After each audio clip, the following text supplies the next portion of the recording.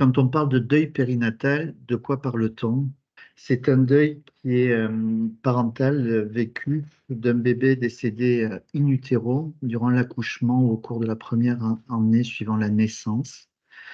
Même si les parents n'ont pas connu le bébé, le deuil interroge le traumatisme. Et c'est pour ça que j'utilisais ce mot, parce qu'il y a plusieurs raisons. Le décès soudain imprévisible qui est arrivé, en tout cas, et qui touche la vie, on le verra tout à l'heure, là où la vie elle est complètement coupée avant même qu'elle advienne.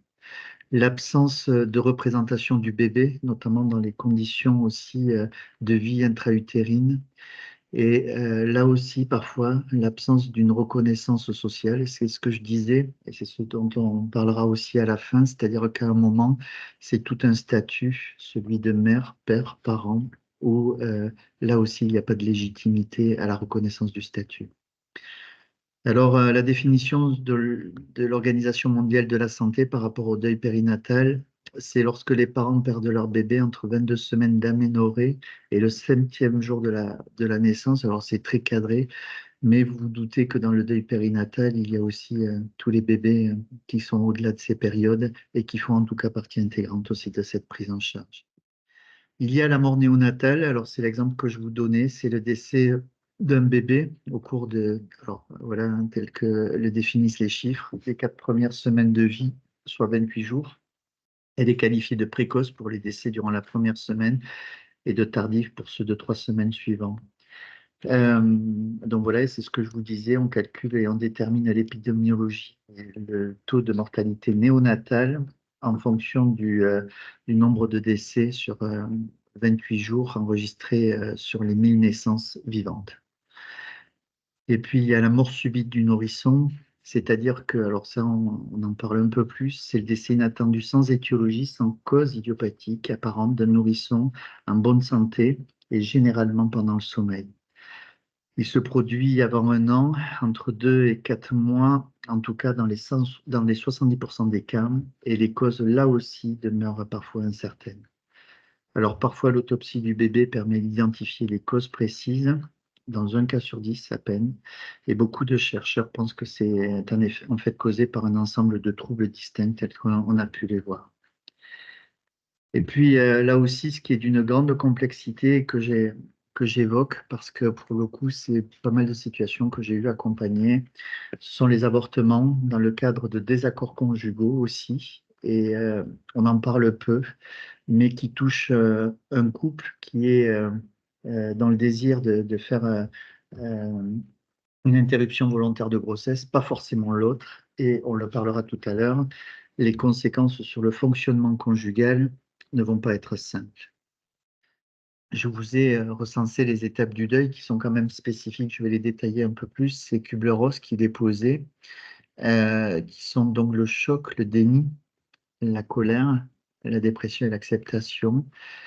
Et c'est important, alors il n'y a pas de chronologie, sinon le choc qui est la sidération, hein, parce que là, pour le coup, au-delà du choc, c'est un état de sidération parfois.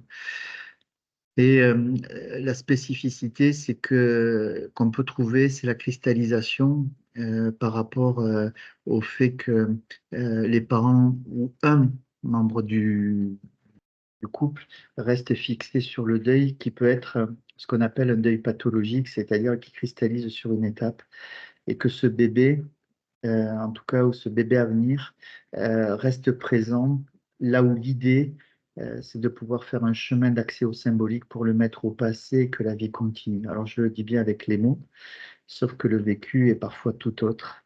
Et je le redis, alimenté par l'histoire de vie des personnes, bien sûr, qui est très singulière.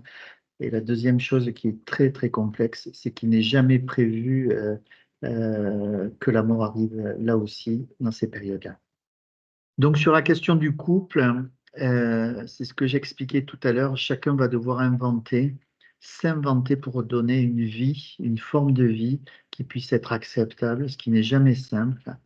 Et ce que j'appelle la vacuité interne, c'est-à-dire que le trauma, quand il vient faire une effraction, il vient créer un vide, c'est l'absence, la perte, euh, avec forcément parfois quand je vous parle d'attitude de colère, hein, qui peut être saine, mais ça vient renforcer les mécanismes qui sont la peur de l'effondrement de soi. Et c'est pour ça qu'il faut comprendre les mécanismes du deuil, pour comprendre que quand j'expliquais tout à l'heure en tant que professionnel que les enjeux de colère ne sont pas orientés, ou de haine, ne sont pas orientés contre le professionnel, mais il faut entendre aussi que ça permet, ou en tout cas, ça aide la personne à ne pas s'effondrer. Et rappelez-vous que l'effondrement, en tout cas quand on est professionnel et qu'on accompagne, il doit être, je dirais que c'est la manière de le baliser, c'est-à-dire que c'est pouvoir sécuriser l'effondrement. D'où la question même que j'évoquais, hein, dans la question de la tristesse ou de la dépression, c'est-à-dire que plus la personne va s'autoriser aussi à s'effondrer, plus aussi le pronostic sera favorable et positif, en tout cas pour arriver à l'acceptation. Parce que tant qu'on est sur des résistances de l'ordre de la haine, de la colère, ben là aussi, c'est des étapes qui cristallisent et qui montrent que le processus de deuil demeure encore entier à réaliser. Et c'est là où je dirais que c'est pas simple pour un professionnel, parce que la temporalité du deuil de cet autre, c'est pas notre temporalité à nous. Et que parfois, nous devons avoir la patience. Alors en institution, c'est parfois compliqué parce que le temps institutionnel n'est absolument pas le temps du deuil. Et je dirais que la société aussi n'aide en rien, puisque dans une société où la mort, alors je parlais du tabou du deuil périnatal, mais on pourrait parler du deuil de la mort tout court.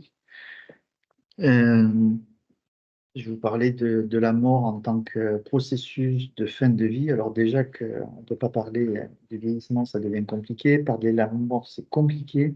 Alors imaginez le deuil périnatal. Et là aussi, on lutte contre un phénomène social où là où il peut y avoir un déni aujourd'hui et dans le culte du jeunisme, du vieillissement, là où on est dans un culte de l'hédonisme, un rejet ou en tout cas une peur de la mort. Alors quand il s'agit de la mort et dans le cadre du deuil périnatal, le poids social, et ce que je vois depuis notamment, en tout cas des mamans que j'ai pu suivre, euh, je vois aussi là cette prégnance du poids social, c'est-à-dire combien c'est dur à supporter, aussi parfois ce déni de la mort. L'accompagnement doit donc respecter la culture, les croyances spirituelles aussi et la place de chacun. J'insiste là-dessus parce que là aussi, nous ne sommes pas là pour juger la question même des marches spirituelles que choisissent les gens, l'accompagnement. Voilà, c'est leur liberté, leur choix. Et je dis ça parce que c'est un facteur aussi qui fait sens dans la question même du deuil et de rebondir sur la question du traumatisme. Alors, si en plus le professionnel se met à juger ces valeurs-là, et je crois que c'est important aussi de les respecter au-delà de les juger. C'est important pour le professionnel d'informer sur le déroulement de l'hospitalisation quand il va y avoir une hospitalisation, les procédures administratives telles que je vous les ai énoncées au départ, la déclaration par exemple de l'état civil, comment on va là aussi de baliser les choses. Voilà. Et là aussi, combien l'accompagnement euh, et le deuil va prendre en compte la question des parents individuellement, de chacun des membres du couple, du baromètre du couple, de la fratrie, ce que je disais tout à l'heure, c'est-à-dire que ça doit être une prise en charge qui doit être au sens large. Là aussi, je ne peux parler que de la France, c'est complexe parce que on n'est pas dans une culture franco-française où la perspective de voir la famille jusqu'aux grands-parents telle que je vous l'énonçais est prise en cause, est prise en question.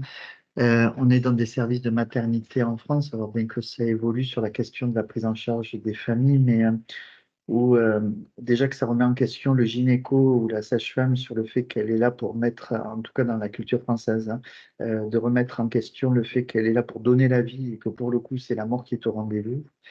De là, en plus, alors c'est déjà complexe, mais en plus il faut parler de prise en charge familiale, c'est là où c'est parfois là aussi délicat, bien que ça commence à évoluer.